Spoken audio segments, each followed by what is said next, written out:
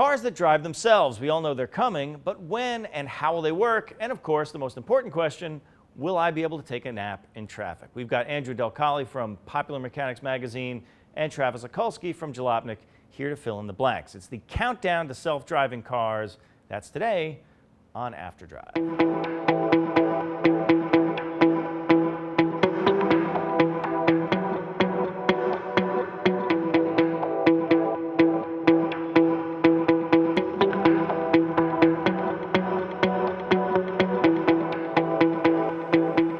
So we've already seen Google's self-driving Prius, but Google's not the only company set to introduce self-driving cars in the coming years. Mercedes just showed off an autonomous S-Class in Frankfurt last month, and now Cadillac is giving rides in its own Super Cruise system.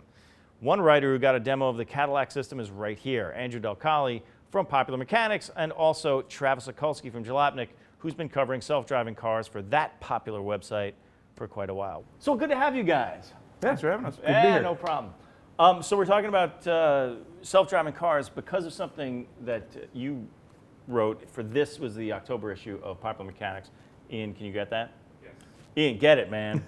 Get some of that. This is the new episode. I was going to say this is the new issue. It's a great episode too. This is the. It lasts a little more than 30 minutes though. Well, hopefully we'll be here all freaking day. So that's great. No, but so your piece was interesting because and we're going to get to you in a second. Okay. Travis, just so you'll know that you're not alone. I'm just here to look good, I think. It's the whole thing. Just window dressing. Yeah. Your piece that inspired the show was was it the 12 questions about self-driving cars? Well, the way it kind of evolved was that it was basically just going to be a story. We wanted to do an autonomous car story or a self-driving car story, and so I started doing all the reporting and. I did this big long piece that really got into all the intricacies of what that would mean if we actually had cars that could drive themselves on the road, even if it's something limited like Super Cruise where you can only do it on the highway and it's self-steering. And it's a lot of information for people to digest. Mm-hmm. So what it ended up happening actually was I talked to my parents and asked them the major questions they had because it was just too much. We had to break it up. And what ended up happening is we came out with these major questions. And that's how we evolved the narrative. Yeah, it's funny to ask your parents but you're right. I mean, those are sort of not car guys that are going to have the questions. Although I think in this case it's going to be the car guys that have questions. But for most people, it's sort of like this kind of snuck up on everybody. Like no, totally. Right? It's like all of a sudden, oh yeah, by the way, we're going to have cars just do the things on their own now. Yeah, exactly. It was sort of like they're robots. For all these years, it was just like. Cars, whatever. You know, they're fast or slow, whatever the hell it is. It's the malaise era. They're, cars are fast again. They can handle. Oh, but by the way, Google's just doing things. Now, there's cars from Google just going, they're over there. Yeah, they're just doing things. There's a man there, but he's not doing anything. Right. And by the way, we're not going to be driving in a couple of years. And then everybody's like, well, how many years? That's like 20 years. And then all of a sudden, all of a sudden, it's 5 years maybe. It's like 5 years. Exactly. So, what are some of the questions? So we were talking a little bit. Well, I mean, that's the best thing about it is that, for us, because we're immersed in the world, the basic questions are the ones that often get overlooked. Yes. So it can be everything from how these systems work to how safe they are to, the big question that everybody's still asking, what happens if they fail or an accident happens? Mm-hmm. So we're getting a little bit of all that. Also, the big question, of course, can you take a nap? Which was my, because that's the only thing that I really want out of an autonomous car is, maybe not take a nap at 80, but I'll take a nap in traffic if that's possible. Can I do that? Wouldn't you rather take a nap at 80? I'd still be a little, I don't know if I could sleep knowing that the car is driving at 80. I would love to not drive in traffic, right? Right. So if I could read a book like in your magazine from 50 years ago in Popular Mechanics, you guys used to always do those, in 1980, you'll be flying to your garage. You'll be driving and you'll be playing chess with the whatever with the woman robot with car that you're driving inside the robot with the big bubble top. Yeah. We may not have the bubble top. You're not going to be able to sleep for a long time though. Like the big thing here is that even with the systems that are going to be coming out, NHTSA and everyone, and the car makers even are saying that you have to be in charge at all times because they're fairly limited in what they can. They can do a lot, and like Google cars, for example, can do a lot. But the first systems we're going to see, they're going to be limited to certain situations, and you're going to have to take over control. So there's going to be no sleeping, no sleeping at all. Well, that's a shame. But it is a shame. Well, so tell me about the Cadillac you drove, because everybody's been hearing about Google and then everybody started hearing a little bit about Mercedes, but then, oh, wow, Cadillac has this Super Cruise system. Right. Well, GM's been working on their own semi-autonomous program for a long time, working in the DARPA competitions and all that. And I mean, the thing about a Google car really is that it's a Toyota Prius anyway, with just a lot of the same sensors and technology, albeit more advanced, that are already in cars or that are going to be in cars, whether it's radar, machine-based cameras, all that. So that's essentially what the SRX that I rode in has in it. And what Super Cruise does is it uses the forward-facing camera and then also uses the long-range radar to connect basically auto steering and your adaptive cruise control. And between those two things, the car can keep perfectly centered in the lane and adapt to traffic around it perfectly. So, when we think about it, a lot of cars have all those things right now. So basically, you could if you just wire in, wire them together in a different way, or just add software maybe. And yeah, I mean, a big thing, software. The cliche everybody says is they're like building blocks, and we've been putting these building blocks together for a long time. Another perfect example is if you look at the Q50 and the steer-by-wire that Infiniti just introduced.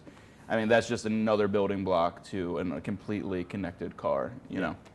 Well, we've been bitching about electric steering for a long time, but this is a big thing, right? Yeah. So once you have electric steering, or once you have, especially drive-by-wire or steer-by-wire, all of that stuff comes together, and it becomes part of a continuum of tech inside the car.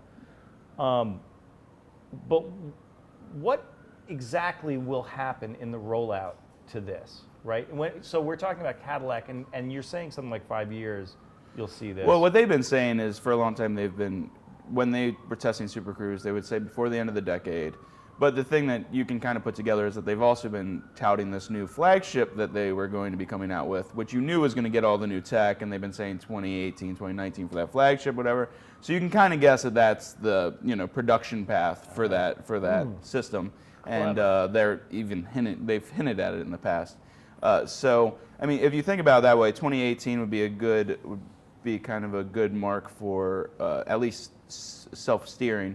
And then of course you have Nissan and Mercedes-Benz. Everyone just kind of piled. Have you noticed that everybody in the past 3 weeks just all of a sudden? So all of a sudden, everybody's cars hey, are going to drive themselves. We're going to drive it, whatever. Well, it's like that because Nissan had that event. And then they announced, we're going to have autonomous cars on the road by 2020, I think. And then GM's like, well, we're going to have them by 2018. And everyone's driving the years down by like 2 years. Mercedes will have it. Well, they kind of have it now almost. Well, they do. But you can't. It's not technically there, but that's a whole other. Isn't it funny with Mercedes, though? Because Mercedes, they have all this tech. They have the most advanced car on the road right now with S-Class, right? And when we were at the launch, Jeff Day, former PR head for Mercedes-Benz, he went out of his way to say that the car was not semi-autonomous because everyone is so worried about what it means to put one of these cars on the road and what NHTSA will do. So it was funny because I really feel like once the GM news, once everybody realized what GM wanted to do, and then Nissan came out with their thing, they were like, whoa, hey, everybody, we got this thing over here. And so they went on this crazy PR thing where they were sending out all this information to everybody, like the Bible for intelligent drive and all this stuff. Oh, and then the videos. And then they're like, and by 2020, we're going to be there too. And it's like, wow. Well, it's interesting because the tech solution seems to be done, but there are there's now you talk about NHTSA, that's the National Highway and Transportation Safety Administration. Boom. Nailed it. And then there's also the whole legal and insurance thing. Yeah. But the funny thing is that it's actually become a little bit of a political football in a recent Florida race. I think it was during the last election cycle. They had a congressman running in Florida, and he had campaigned, like one of his things that he wanted to do was to let autonomous cars be on the road to test. And they put an attack out against him saying that it was super dangerous. He doesn't care about jobs in our state. He's making toll bridges. And it's like, test these cars on a track, and it shows a Prius driving running stoplights, almost killing an old lady. Well, it's funny because it's narrated by a woman who sounds like she's about 98 years old. The voiceover is this old lady saying, well, these autonomous cars. These newfangled things. It's hysterical. I don't want them driving on my street. But the fact that he supported testing on the roads of wherever in Florida was. I'll put the link below, so you can watch it. But one of the quotes he said in the video, they used the guy's words to try and use them against him. Yeah. And they said, I had to convince them it's not witchcraft. And these people are now declaring it witchcraft. Well, so it's funny. like, I mean, but these it's are not witchcraft. But don't forget, like back in the very very old, like during the when trains were starting to appear. Oh yes. People thought. I remember that. Well, you remember that? People thought Scary that you had stuff. to wear the like railroad, a right? yeah. Oof, man. That was something. I hear that's coming out here soon. We're gonna get the railroad soon. Oh, I heard that at the general store the other day. Yeah, you did? Yeah. Man. But no, people then thought you had to eventually, like the human body could only go 30 miles an hour, or else the air will be sucked out of your lungs and you'll die. You had to wear like a diving bell over 30 miles an hour. I mean, literally, they thought this stuff. Man. And like the horseless carriage, they really thought that cars were going to start killing people en masse. So there's always a kind of technology. Yeah, well, there's actually a really Fear. funny one. If you go, like, there's a really good subthread on Reddit for self-driving cars, and someone posted recently an old op-ed where a guy wrote in. He was the leader of like the autonomous car or the autonomous car club in 1905. No, in the car club for New York in 1905, and one car had hurt somebody. And basically, the New York Times had said, "Oh, is this car thing a good idea?" And so somebody had to write in and be like, "Oh, it was one accident. Let's not all go back to horse and buggy just Right. yet, No more fire. Someone got burned.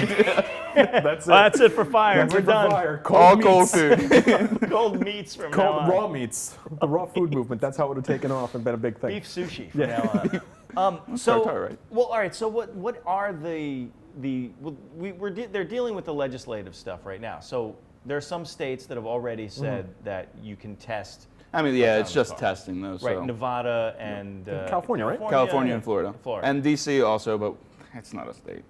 I mean, come on. But New York is behind on that. New York hasn't said it was okay yet. I think New York would be actually a really good test for them too. Putting them in New York City traffic, seeing what they could do there. I mean, they already have LA traffic, but that's just obscenely. Yeah. Well, And here someone you have in bicyclists, you've got But here's the cabs that want to murder you. But part of Yeah. what makes this actually a really cool thing, other than actually not driving a car yourself, which for our audience has other kinds of implications. But the good part of it is something that you were talking about in the article, which was the when cars start communicating with each other. yeah. No more will somebody blow past the lane ends here and then bunch up, so everybody has to like wait. So like if the cars start merging together in the most efficient way, you might eventually get rid of most volume delays. Yeah, well, that's really where you start getting into the futuristic stuff, is when you think about not just the cars as an intelligent car on its own, but when you have what they call vehicle-to-vehicle technology, where basically the cars are communicating through Wi-Fi. Then all of a sudden you're talking about cars that work together it's basically a living organism and a thing, And I got to test some of that stuff out when I was out at GM for Super Cruise, and it was really incredible because if you think about it, a car being able to talk directly to the car rather than having you in between make the decision to brake. I mean, they know what each other's doing, so it makes sense. Yeah, and it does make a lot of sense because the worst thing about traffic is people. Yeah. Well, so when you go, like you're in traffic, right? We've all done this. We've all been in traffic before. We've driven. I don't know. No, it's a whole thing. No. So you got 3 lanes going down to 2.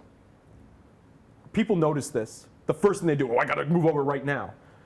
But that's what makes the delays, and people don't realize that, is that the immediate merging causes everyone else to bunch up behind them. If you go to the end of the lane, Oh, so I'm wrong. It's actually going to the end of the lane. I think going to the end of the lane is is the proper actually more thing. efficient. Merging in sooner causes the cars behind you to also get backed up, which then creates a delay getting, like if it's on a highway entrance or a 3 into 2 scenario, where there's 3 lanes going into 2. That's what 3 into 2 means. 3 into 2? Yeah.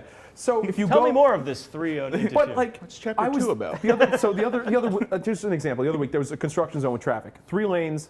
3rd lane was getting closed, but the 3rd lane goes on for probably another half mile. I could see it, and no one is in that lane.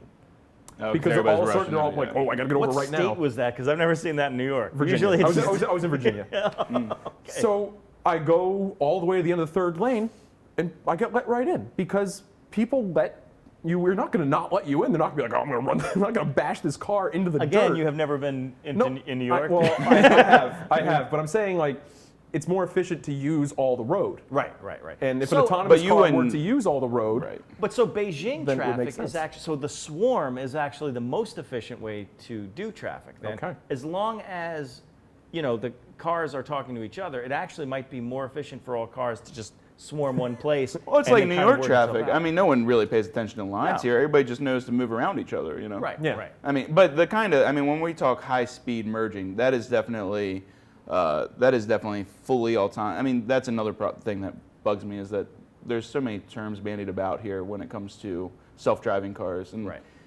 people will say fully autonomous. And a fully autonomous car, you're going to get in, and it's going to drive you on the highway, and it's going to merge with all the other cars, and then it's going to come off, and you're going to wake up, and you're going to be home out of your nap, as you wish. Or playing Scrabble. Or playing Scrabble. Yeah. But that's not what we're dealing with here. We're dealing with a semi-autonomous car. Well, so that's a part of the question too, is the rollout of this, right? Because right now it seems like an insane thing to just start having cars drive themselves randomly.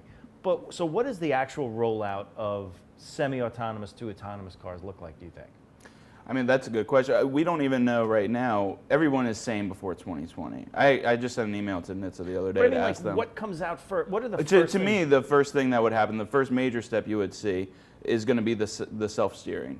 And if that happens and enough cars happen in mass, like the example that we have in there is that you would see a special lane where people could just be separate from traffic. Because think about what is the turnover for an entire fleet? It's like, what is it? It's like 20 or 30 years or something, For even all the more. cars Yeah, that- I mean, I think it's because the 15 the average age of a 15, car is I yeah. think 9 to 11 It's years. 11 years Well, right depending now. on how well the economy is doing and all Right, that stuff. Right. But I mean, just think about in terms of that, and there's going to be a long time, there's going to be a big gap between when these cars enter and when everyone has something with this technology, especially since it's going to have to trickle down to all the mainstream vehicles. So I see like HOV kind of style lanes first, and then maybe we'll see them integrated into regular traffic. But putting a car that just drives itself down in the middle of New York right now, until we figure out the legal and liability issues, I don't see anyone getting behind that just yet. Well, another thing about the liability issues is interesting, that right now it's all about personal liability, right? So as an individual, unless you live in a state that doesn't have fault, like New York is a no-fault state, there is your insurance company as an individual deals with the other drivers and insurance companies as individuals.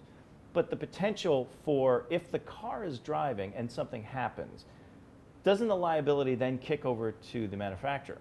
And that seems like a little tricky. Well, I issue. have a great line in my story. Read it. Not to toot Don't my wait, own that's horn. No, it's in here. it's from NHTSA. Well, actually, no, I have one line I wrote myself. Actually, Travis. All right, Damn no. it. I'm very no, happy but for it's you. where David Strickland says, basically says that the driver will always be in charge of the car.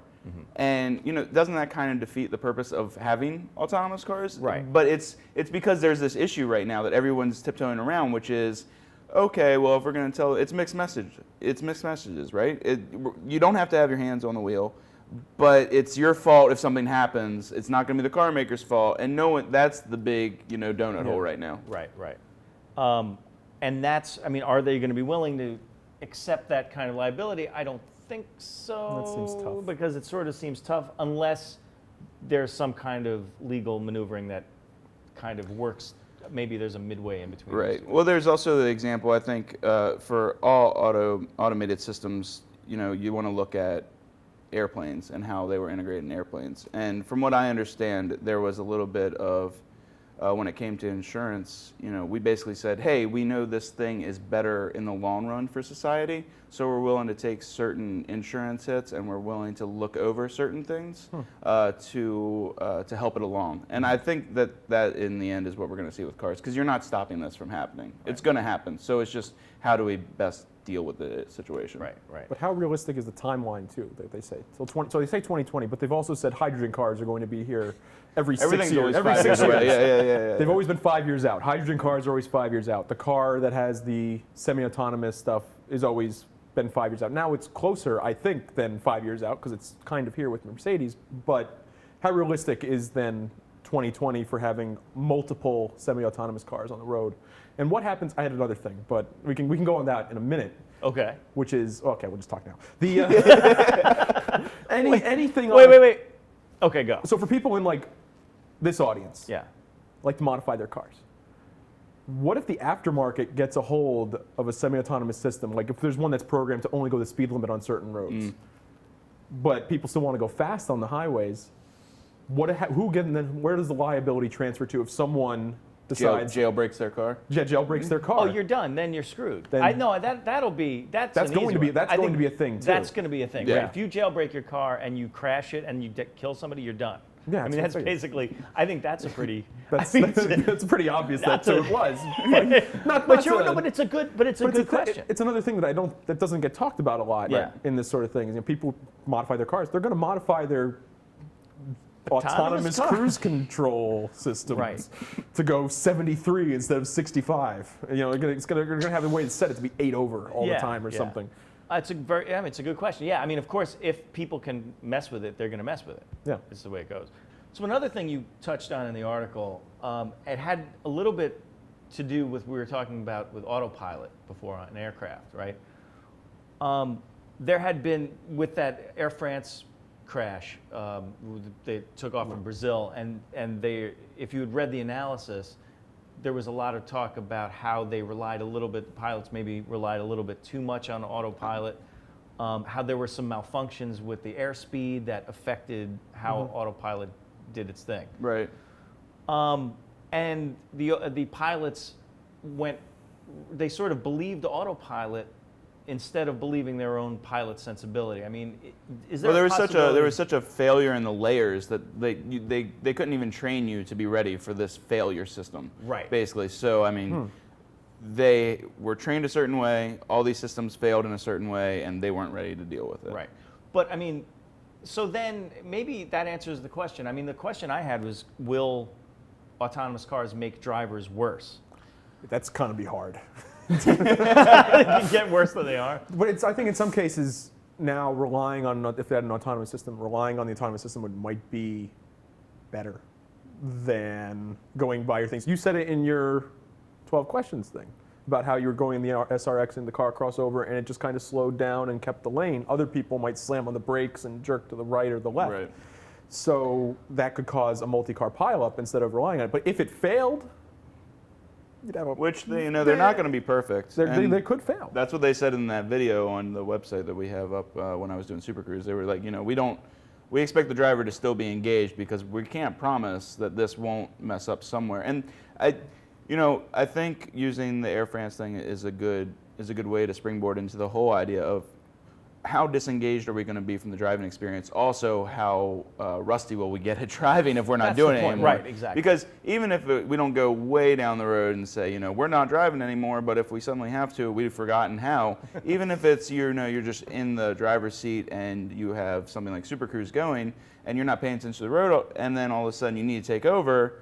Are you ready? Are you prepared? Do you know what's going on around you? Right. That's going to be another huge issue. Yeah. Are you going to have the situational awareness that you have if you were, driving all the time? Go ahead. But now we see things too where people are driving. They put their cruise control on, the cruise control malfunctions, the throttle gets stuck. And then you hear these stories about people going for 50 miles at full throttle because they can't figure out how to stop the car when they could just... It's clearly the OEM's fault. There's the key. Yeah. Or there's, you could put it into, or if it's a manual, you put it in neutral. You throw it into neutral and automatic. You can do those things all the time. But people now, a lot of the time, don't seem to have that awareness either. Right. So Well, those are- it could be more people like that, but those people already exist. I think overall it's going to be safer when a lot of these systems are in cars and I in tend to most agree. cars. Yeah. Yeah. Well, okay. Well, because you're right. I mean, that doesn't happen a whole lot, No, does it? I mean, but I don't expect that it would happen a whole lot either with there's the always going to autonomous be cars. that one thing that we sort of overreact to and end up legislating around that one anomaly. Right. But the last thing, and the thing that I'm concerned about is what if you have I don't know, a 78 911 SC, right? Just that. That's the only thing you can That's the have. car you That's have. your daily driver. Exactly. I'm just saying. And now everybody else on the road is autonomous. Are you still going to be able to integrate your vintage Porsche into? Well, it's not so the car's all communicating around you, but it's not communicating with your Porsche because that didn't exist in 1978. I'm just going to say. I'm just gonna.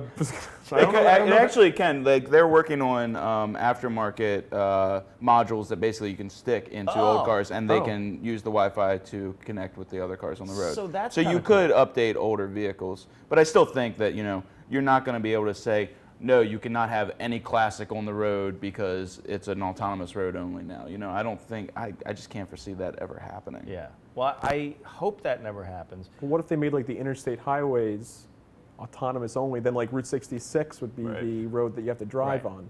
The funny thing that is, all the OEMs are saying that they're developing all this technology. Google said it as well when I talked with them, that they're really developing it around the world that we have now and not depending on infrastructure to change, which is probably a pretty good bet in America. Yeah. Right. Exactly. We're not going to be rushing to go change anything here. I don't think that's going to happen. We don't exactly have the funds. Yeah. Thanks, Congress. Thanks, Congress. Bunch of jackasses. Politics. Anyway, politics. Hey, how about that politics? Anyway, Andrew Del-Colle, this is the issue where 12 questions you can find it online though, puppymechanics.com. about self-driving We have a cars. website. And this is the new one. 23rd century. It's pretty This cool. is the new one. Andrew Del-Colle, also Bizarro Matt Farah. You had to do it. You had to go there. You had to go there. You know how many people are laughing right now? Well, they've been Sam laughing Smith's the whole, like, Look, oh, he got him. We had to pop the bubble because they've been thinking it the whole time. They probably did. How did this happen? I mean, how did this happen because you guys actually met because you look alike? No, actually, we met because someone that I used to know was friends with his sister, and so she one time said, "I'm sorry, I keep looking at you all the time, but you remind me of your brother." And I said, "Really?" And she goes, "Yeah, Matt Farah." And I was like, "I wasn't familiar with him at the time. I just got into all this, and boom, I looked him up, and yeah, we kind of look alike a little bit." Little bit. Well, we were hanging out at the Jalopnik party, and it was pretty funny. Although, you don't. I mean, when you're together, you don't really look super alike. But like, except for the drinks. Except We always for the we always have double like 2 drinks. No, I thought you were going to say Double 3 fisting. drinks, but Travis Okulski, thanks very much again. thanks for letting me be showing here. up here. I know you live right there. I wasn't even invited. I don't know. He just showed up. Yeah. Anyway, that's After Drive, the countdown to self-driving cars. Let us know what you think. Are you excited? Are you horrified at the thought of not driving a car? Are you happy that maybe sometimes you can drive a car when it's fun and not drive a car when it's not fun? It's a long question. It's a good question. It's a long-ass question. But it's Anyway, the right question. Yeah, exactly. The right question for the right time. Exactly. Go to /drive.tv, @drive on Twitter, facebook.com/drivetv to let us know what you think, and we'll see you next week. On After Drive, what? You forgot drive.jalopnik.com. Drive.jalopnik.com. Drive.jalopnik.com. .kinja. .kinja.net. .org. /biz. Slash. Is this thing still on? Yeah. Are we still rolling? Yeah, we're rolling. See that red light? No, boy. No. No.